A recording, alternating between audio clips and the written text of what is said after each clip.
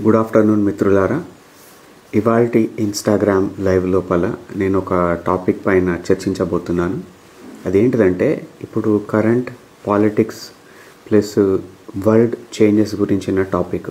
మీరందరూ వార్తల లోపల దాదాపు చూసే ఉంటారు. అదేంటిదంటే సిరియా లోపల ఉన్న ఎగ్జిస్టింగ్ ప్రభుత్వాన్ని, ఆ గవర్నమెంట్ని అందరిది నేనేం చేస్తా అంటే కామెంట్స్ని కాసేపు నేను పాజ్ చేసి పెడతాను. సో టాపిక్ పైన మాట్లాడుతూ ఉంటే మధ్యలో సార్ కొద్దిగా ఇబ్బంది అవుతుందని కింద కామెంట్స్ వస్తున్నాయి డిఎంలో. సో నేను మీ అందరి కామెంట్స్ని నా టాపిక్ అయిపోయిన తర్వాత చివరిలో చదువుతాను. మీరు ఏదైనా ప్రశ్నలు ఒకవేళ టాపిక్ రిలేటెడ్ కనుక ఏదైనా అడిగితే కనుక దాని గురించిన సమాధానాలు చెప్తాను, సరేనా? ఇవాల్టి నుండి ఏంటిదంటే ఇది ఒక ఫార్మాట్ పెట్టుకుందాం. రీల్స్ లోపల చేస్తే ఏంటిదంటే రీల్స్ లోపల మనం చెప్పాల్సిన విషయాలను పూర్తిగా కవర్ చేయలేము. ప్లస్ చాలా అపోహలు ఉంటాయి. కొంతమంది తప్పు తీసుకుంటారు, కొంతమంది దాన్ని మెచ్చుకుంటారు, కొంతమంది దాన్ని నెగిటివ్ వేలో చూస్తారు. సో ప్రపంచంలో జరుగుతున్న విషయాల పట్ల ప్లస్ మన జీవితాల లోపల జరుగుతున్న విషయాల పట్ల ఒక లైవ్ పెడతా ఉంటా మన ఇన్స్టాగ్రామ్ లోపల. సో దాంట్లోపల కొన్ని విషయాలు ఎక్స్ప్లెయిన్ చేస్తాను మీకు. సో నా అభిప్రాయాలు మాత్రమే ఇవన్నీ, లేకుంటే నేను చదివిన మెటీరియల్, నేను అవగాహన చేసుకున్న విధానం బట్టి నా ఒపీనియన్ దీనిపైన షేర్ చేసుకోబోతున్నాను. చూడండి, అమెరికా డెమోక్రటిక్ పార్టీ అంటే ఏంటిది? Deep state, Obama, Hillary Clinton regime ఏదైతే ఉందో మరి ఒక ప్రభుత్వాన్ని మళ్ళీ టాపల్ చేయగలిగింది సక్సెస్ఫుల్గా. అంటే ఇప్పుడు సిరియా లోపల జరుగుతుంది, మనకేమనిపిస్తుంది? వాళ్ళ దాంట్లో వాళ్ళ ఏదో గృహ యుద్ధం నడుస్తున్నది, ఒక సెగ్మెంట్ ఆఫ్ పాపులేషన్ వాళ్ళు డిస్క్రిమినేట్ గురవుతున్నారనో, లేకపోతే వాళ్ళ గవర్నమెంట్ ఫామ్ చేయాలనో, లేకుంటే సమ్ హిస్టారికల్ కారణాలు చేయబట్టి వాళ్ళు పోరాడుతున్నారు, గొడవ పడుతున్నారు, ఒక చిన్న సైజు సంఘర్షణ, గృహ యుద్ధం, సివిల్ వార్ అంటారు కదా, అది జరుగుతున్నది అని మనం అనుకుంటున్నాం. అది వాస్తవం. కానీ దానికి తోడు దానికి సపోర్ట్ చేస్తున్న ఎలిమెంట్స్ ఉన్నారు అన్నట్టు. ఆ సపోర్ట్ చేస్తున్న ఎలిమెంట్స్ విత్ ఇన్ 10 days లోపల ఇంత ఘనం ఎస్కలేట్ అయిపోయి డమాస్కస్ కూలిపోవడం, ఒక రకంగా రెబల్స్ చేతికి వెళ్ళిపోవడం అనేది ఒక చాలా వింత లెక్క అనిపిస్తుంది. కానీ ఏంటిదంటే ఇది ఒక డీప్ స్టేట్ యొక్క విక్టరీ. మన పక్క దేశం బంగ్లాదేశ్ చూడండి, ఉన్న ప్రభుత్వాన్ని ఉన్న ఫలంగా చిన్న చిన్న ఘర్షణలు పుట్టించి ఏదో ఒక ప్రాపగెండా క్రియేట్ చేసి ఆటోమేటిక్గా ఉన్న ప్రభుత్వాన్ని ఊడబెరికేసి వేరే ఒక ప్రభుత్వాన్ని, పప్పెట్ ప్రభుత్వాన్ని తీసుకొచ్చి పెడతారు. ఇది అమెరికా యొక్క standard operating system, deep state యొక్క స్టాండర్డ్ ఆపరేటింగ్ సిస్టమ్. ఇది జనరల్గా జరుగుతూ ఉంటుంది, ఎంతో కాలంకి జరుగుతుంది. డెమోక్రటిక్ పార్టీ ఎప్పుడు ప్రభుత్వంలో ఉన్నా కానీ ఈ డీప్ స్టేట్ అనేది బాగా యాక్టివేట్ అయిపోతుంది. రిపబ్లికన్ పార్టీ లోపల కూడా డీప్ స్టేట్ ఎలిమెంట్స్ ఉంటారు. అంటే పూర్తిగా వాళ్ళు ఏమి ఇట్లా పాలతోటి గడిగేసిన వ్యక్తులు కాదు. ముఖ్యంగా చెప్పాలంటే, ఓపెన్గా చెప్పాలంటే, నిక్కీ హేలీ అనే ఒక రాజకీయవేత్త ఉంటుంది. ఆవిడ గురించి మీరు బ్యాక్గ్రౌండ్ వెరిఫై చేసుకోండి. ఆమె ఒక డీప్ స్టేట్ యొక్క ఎలిమెంట్ ఆమె. ఓకే, కొన్ని పాయింట్స్ చెప్తా చూడండి. ఇప్పుడు యాక్చువల్గా ఈ బషర్ అల్ అసద్ అనే వ్యక్తి, వీళ్ళ కుటుంబం దాదాపు 50 సంవత్సరాలుగా సిరియాని పాలిస్తూ ఉన్నది. అంటే 1970s నుండి వీళ్ళు సిరియా పైన రాజ్యం కొనసాగిస్తున్నారు అన్నట్టు. వీళ్ళు యాక్చువల్గా అక్కడ ఏంటిదంటే సిరియా పాపులేషన్ని మనం కనుక అబ్జర్వ్ చేస్తే ఒక 90% అనలేదేం కానీ ఒక 8 to 10% బిట్వీన్ షియా కమ్యూనిటీ ఉంటుంది. మిగిలిన పర్సంటేజ్ ఎవరు ఉంటారంటే మెజారిటీ సున్నీ ఉంటారు. అది కాకుండా కొన్ని పాకెట్స్ ఆఫ్ ప్లేసెస్ లోపల కుర్దిష్ పీపుల్ అని ఉంటారు. ఆ కుర్దిష్ పీపుల్ వాళ్ళు సపరేట్ ఎథనిక్ ఐడెంటిటీ కలిగి ఉంటారు. వాళ్ళు మాకు సపరేట్ దేశం కావాలి, మాకు ఒక అటానమస్, వాళ్ళకు ఆల్రెడీ వాళ్ళు రూల్ చేసుకుని ఒక చిన్న అటానమస్ ప్రాంతం ఉంది north eastern parts of Syria లోపల. అక్కడ ఉంది, కానీ వాళ్ళు ఇంకా హ్యాపీగా లేరు. వాళ్ళపైన ఎంతో కొంత ఆంక్షలు ఉన్నాయి, ఎంతో కొంత నిజంగానే వాస్తవానికి డిస్క్రిమినేషన్ ఉన్నది. వాళ్ళు కొన్ని డెకేడ్స్గా వాళ్ళ స్వాతంత్రం కోసం పోరాడుతున్నారు, గ్రౌండ్ లెవెల్లో యుద్ధం చేస్తున్నారు, రకరకాల హంగామా చేస్తున్నారు. వాళ్ళది ఒక బాధ. కానీ ఏంటిదంటే ఒక రకంగా చెప్పాలంటే డీప్ స్టేట్ ట్రంప్ రాకముందే ఏదో ఒక సక్సెస్ఫుల్ మిషన్ ఫినిష్ చేద్దాం అనుకుంది, చేసేసింది. ఫస్ట్ పాయింట్ అది. ఇందులోపల మనం అబ్జర్వ్ చేస్తే, మీరు ఇవాళ ట్వీట్ కనుక చూస్తే కనుక డొనాల్డ్ ట్రంప్ ఏం చెప్పినాడంటే, ఈ యొక్క రెజిమ్ చేంజ్ తోటి నా రాబోతున్న ప్రభుత్వానికి ఎటువంటి సంబంధం లేదు. ఆ దేశం లోపల ఏం జరిగినా కానీ నాకు పెద్ద పట్టింపైన విషయం కాదు అని అంటున్నాడు. కానీ at the end of the day ఒకసారి మనం పగ్గాలు చేపట్టిన తర్వాత మన ప్రీవియస్ గవర్నమెంట్ ఏదైతే కొన్ని విషయాలు చేసిందో వాటికి ఎంతో కొంత బాధ్యత తీసుకోవడమో లేకుంటే ఎంతో కొంత వాటిని చక్కదిద్దడము ఏదో చేయాల్సి ఉంటుంది. అతను ఏం చెప్పిండంటే ఇండైరెక్ట్గా బషర్ అల్ అసద్ని డీప్ స్టేట్ ఊడబెరికింది, అతను తలదాచుకోవడానికి రష్యాకు వలసపోయిండు శరణార్థిగా. కానీ ఇతను ఏం చెప్పిండంటే ఒకవేళ ఇతను మళ్ళీ ప్రభుత్వం ఇప్పుడు జనవరి 28కి మళ్ళీ స్టార్ట్ అయిపోతుంది ఇతని ప్రభుత్వం, అప్పటి నుండి వచ్చిన తర్వాత మళ్ళీ తీసుకొచ్చి అసద్ని పెడతాడా, నాకు అవసరం లేదు, నాకు సంబంధం లేదు, మీరు ఏమన్నా రండి అని చెప్తున్నాడు. అది నాకు ఇంట్రెస్టెడ్ పార్టీ కూడా కాదని చెప్తున్నాడు. ఇందులో మెయిన్ కన్సర్న్ ఏంటిది చూడండి, ఇటువంటి రెజ్యూమ్ చేంజెస్ జరిగినప్పుడు అక్కడ ఉన్న వ్యక్తులు ఎవరైతే ప్రీవియస్ గవర్నమెంట్ని సపోర్ట్ చేసిన వ్యక్తులు లేకపోతే అంత శక్తి లేని వ్యక్తులు మైనారిటీలు వాళ్ళు తీవ్రంగా ఊచకోతలకు గురవుతారు, తీవ్రమైన బాధలకు గురవుతారు. ఇప్పుడు ఇతను మన షియా లోపల అలోవైట్స్ అంటారు అన్నట్టు వీళ్ళను, ఇది ఒక రకమైన బ్రాంచ్ ఆఫ్ షియా కమ్యూనిటీ, దానికి సంబంధించిన వ్యక్తి అసద్. వీళ్ళ పాపులేషన్ కూడా మైనారిటీలని ఇంకా మైనారిటీ. సో ఆబ్వియస్గా వీళ్ళు ఇందులోపల ఎవరైతే కనుక ఈ అసద్ ప్రభుత్వానికి సపోర్ట్ చేసిన ఈ అలవైట్ కమ్యూనిటీకి చెందిన వ్యక్తులు ఎవరైతే ఉంటారో వాళ్ళు పర్సిక్యూట్ కాబోతున్నారు. మీరు చూడండి, ఇప్పుడు వార్తల లోపల చూస్తారు కదా, ఇటువంటి రెజ్యూమ్ చేంజెస్ జరిగినప్పుడు మర్డర్లు అవుతాయి, రేప్లు అవుతాయి, దొమ్మిలు అవుతాయి, ఆస్తి నష్టం అవుతుంది, ఒక రకంగా మానవ విలువలన్నీ కోల్పోతారు. చూడండి, మీరు ఒక ట్రెండ్ చూడబోతున్నారు, ఇది కంటిన్యూ కాబోతున్నది. ఎప్పుడైనా కానీ ఈ రెజ్యూమ్ చేంజెస్ అనేటిది రిజల్ట్ ఒక బ్యాడ్ రిజల్ట్గానే వస్తుంది.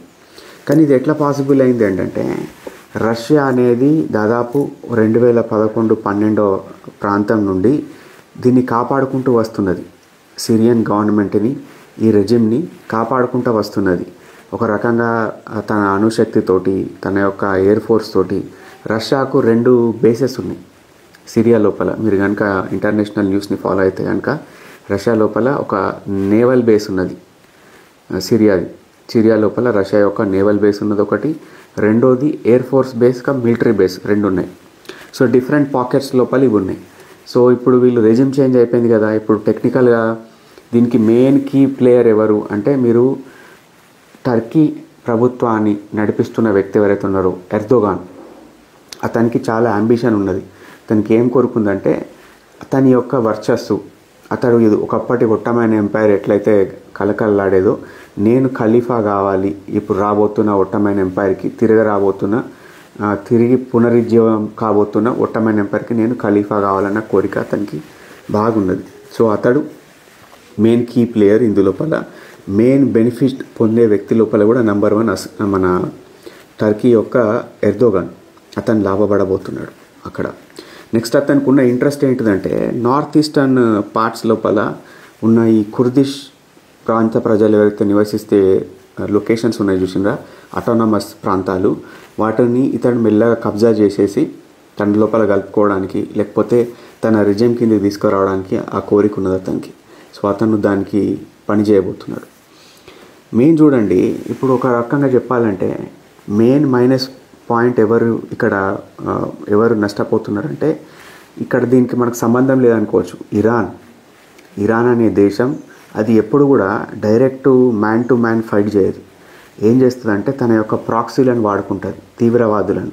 హమాస్ అనే తీవ్రవాద సంస్థ గాజాలో ఏదైతే ఉన్నదో దాన్ని పెంచి పోషిస్తుంది, డబ్బులు ఇస్తుంది, వాళ్ళతో దాడులు చేపిస్తుంది.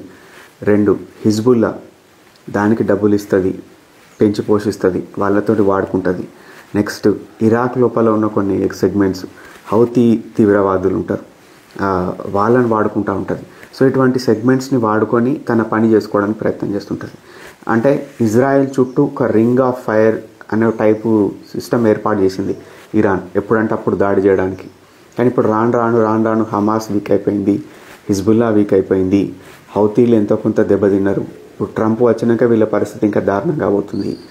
సిరియా లోపల ఇవాళ మార్నింగ్ ఇంటర్నేషనల్ న్యూస్ మీరు కనుక ఫాలో అయితే కనుక ఇజ్రాయెల్ ఎయిర్ ఫోర్సు ఈ రెజిమ్ చేంజ్ విషయం బయటికి రాగానే స్ట్రాటజిక్ వెపన్ ఫ్యాక్టరీస్, కొన్ని గోడౌన్స్ వాటిపైన దాడి చేసింది ఎయిర్ ఫోర్స్ ద్వారా. అవి ఏంటి అంటే అవి ఆ క్రిటికల్ అంటే ఇప్పుడు అటువంటి సామాగ్రి కానీ అటువంటి ఆయుధాలు కానీ ఇప్పుడు కొత్తగా రాబోతున్న వీళ్ళ చేతికి పోకూడదు.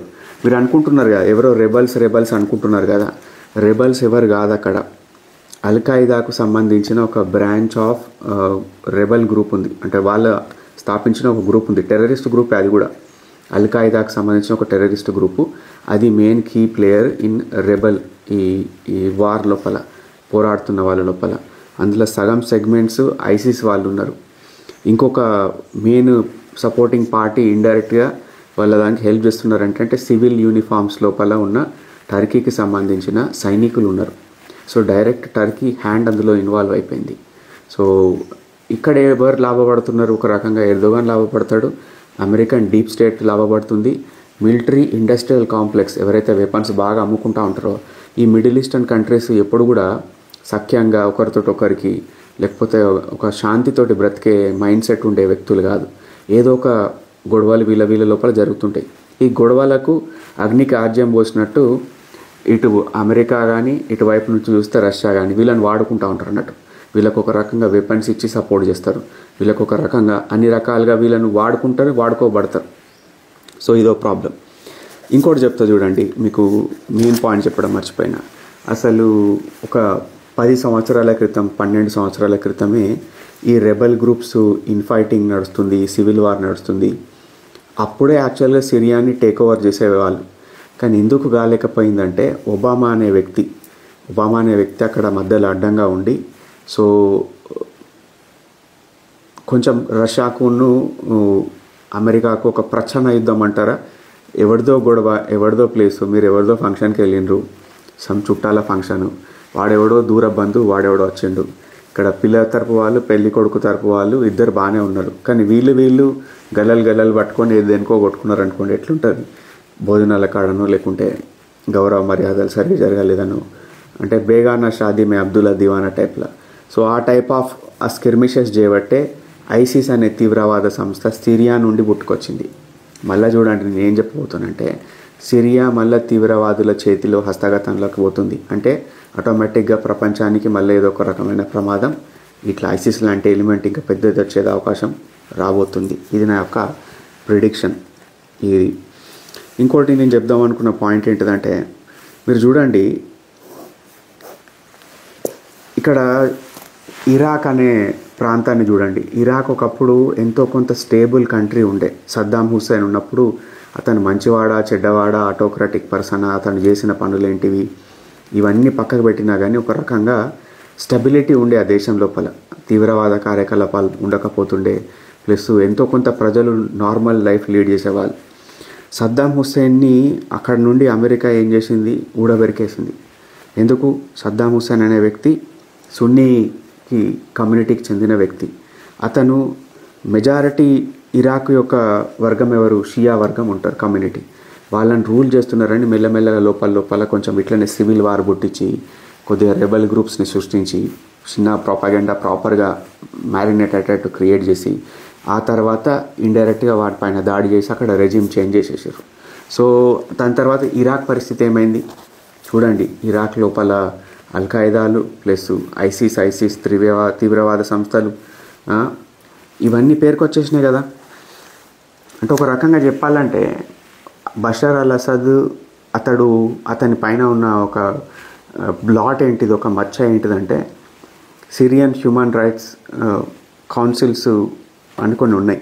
వాళ్ళు చెప్తూ ఉంటారు. వాళ్ళు ఏం చెప్తారంటే దాదాపు 4 లక్షల 5 లక్షల మందిని చంపేసిండు ఈ 10 yearsలో అంటారు. కానీ అన్ని పాయింట్స్, అన్ని డేటా, అన్ని న్యూస్ చదివిన తర్వాత నాకు వచ్చిన ఒక చిన్న కంక్లూజన్ ఏంటంటే దాదాపు 1,00,000 మందిని వరకు ఇతను టార్గెట్ చేసి ఒక రకంగా కిల్ చేసిండు. అంటే ఏంటిది? ఒక స్లాటర్ హౌజెస్ లెక్క అన్నట్టు.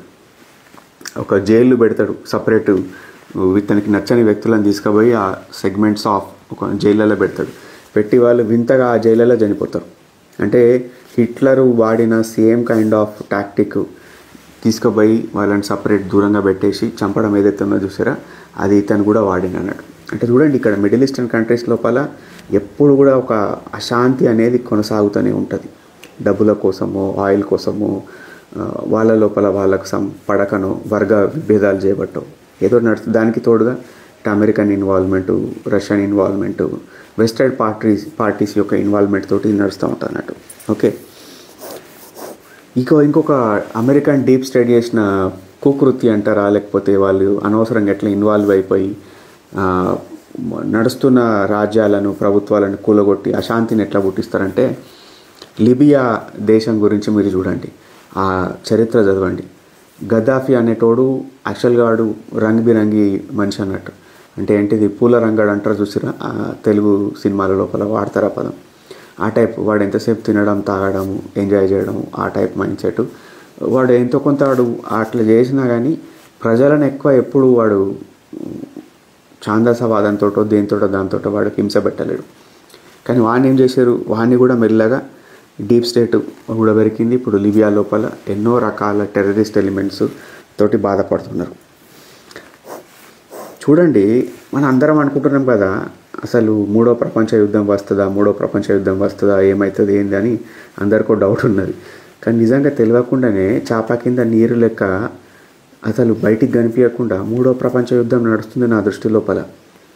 రష్యా అక్కడ యుక్రెయిన్ పైన దాడి చేయడం ఏంటిది, ఇక్కడ అమెరికా నచ్చినట్టు ఎవరిని ఏ దేశాన్ని పడితే ఆ దేశం మీదకి పోయి ఆ దేశం యొక్క రెజిమ్స్ని, ప్రభుత్వాలను, డెమోక్రటిక్గా ఎన్నుకోబడిన ప్రభుత్వాలను వాళ్ళని ఎందుకు ఊడబెరకడం ఏంటిది. ఒక రకంగా మీరు అబ్జర్వ్ చేసినా కానీ మనకు భయం అవుతుంది. ప్రపంచం యుద్ధం, మూడవ ప్రపంచ యుద్ధం సటల్గా చాప కింద నీరు లెక్క నడుస్తూనే ఉన్నది నా దృష్టి లోపల. ఇంకోటి ఏంటిదంటే, ఈ అమెరికన్ డీప్ స్టేట్ చూడండి, జనవరి 20 అయితే కథం మళ్ళీ డొనాల్డ్ ట్రంప్ రాబోతున్నాడు. అతడేంటిది వ్యాపారి, అతనికి ఏంటిది, నాకు డబ్బులు ఖర్చు కావద్దు, అనవసరంగా ఈ మిలిటరీ ఇండస్ట్రియల్ కాంప్లెక్స్ ఏదైతే ఉన్నదో వాళ్ళకు మనం పెంచి పోషించాల్సిన అవసరం లేదు, మన అమెరికన్ హార్డ్ అండ్ డాలర్ మనీని మనం ఎందుకు వీళ్ళ బొందకు పెట్టాలని అతని యొక్క మనసులో ఉంటుంది. సో అతను ఎక్కువ ఎంటర్టైన్ చేయడు. వ్యాపారం రావాలి, లాభాలు రావాలి, స్టెబిలిటీ ఉండాలి, యుద్ధాలు చేసుకుంటూ పోతే వేస్ట్ సత్యనాశ అనే ఫీలింగ్ ఉంటాడు. అతని రాకముందే ఈ అమెరికన్ డీప్ స్టేట్ చూడండి, ఇటు దిక్కు యుక్రెయిన్లో పెద్ద పెద్ద వెపన్స్ని యూజ్ చేసి, మాస్ డిస్ట్రక్షన్ చేయగలిగిన వెపన్స్ని యూజ్ చేసి యుక్రెయిన్ నుండి రష్యా పైన దాడులు చేసి రెచ్చగొడుతురు. ఇంకా పెద్దగా కావాలి, యుద్ధాలు పెద్దగా అయ్యి ప్రపంచంలో ఇటువంటి ఒక అనిశ్చితి నెలకొన్నదనుకోండి, ఆటోమేటిక్గా వీళ్ళ యొక్క వెపన్స్ ఎక్కువ అమ్ముడుపోతాయి, డబ్బులు ఎక్కువ వస్తాయి. సో అందుకోసం వీళ్ళు ఎప్పుడు చూసినా కానీ ఏదో ఒక రకమైన న్యూసెన్స్, స్కిర్మిషు, యుద్ధం ఎప్పుడు జరుగుతుండాలని కోరుకుంటూ ఉంటారు అన్నట్టు. ఈ అమెరికన్ డీప్ స్టేట్ యొక్క మెయిన్ అది ఎట్లా బ్రతుకుతుంది, అది ఫార్మా ఇండస్ట్రీకి వెళ్ళి వచ్చే డబ్బుల పైన బ్రతుకుతుంది, హాలీవుడ్ నుండి వచ్చే డబ్బులతోటి, ఫండ్స్ తోటి బ్రతుకుతుంది. ఒక రకంగా చెప్పాలంటే మిలిటరీ ఇండస్ట్రియల్ కాంప్లెక్స్ అంటారు, అందులోకెళ్ళి వచ్చే మనీతోటి బ్రతుకుతుంది. ఒక రకంగా లెగసీ మీడియా అంటారు. అమెరికాలో కొన్ని 50-100 సంవత్సరాలుగా ఎస్టాబ్లిష్ అయిన మీడియా సంస్థలు ఉన్నాయి, వాళ్ళతోటి గివ్ అండ్ టేక్ రిలేషన్షిప్ ఉంటుంది. ఇది ఒక పెద్ద తంత్రం ఇది. సో అందులోపల నుండి ఈ పుట్టుకొస్తున్న కథలు ఇవన్నీ. ఇంకో లాస్ట్ నేను చెప్పుకోబోతున్న పాయింట్ ఏంటంటే,